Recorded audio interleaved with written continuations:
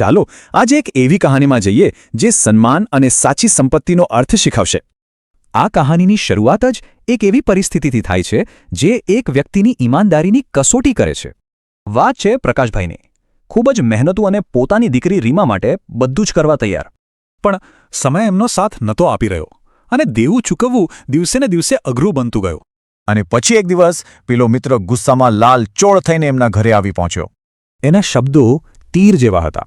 જાહેરમાં પ્રકાશભાઈને નીચા દેખાડવા માટે જ બોલાયા હતા. એ શરમથી ઝૂકી ગયા.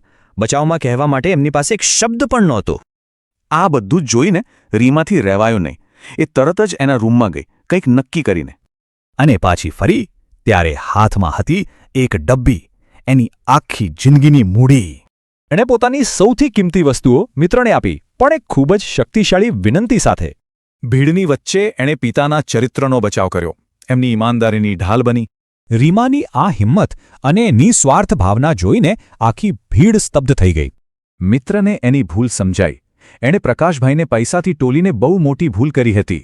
એણે બધું પાછું આપ્યું, ભૂલ માની અને સ્વીકાર્યું કે પ્રકાશભાઈની અસલી દોલત તો એમની દીકરી છે.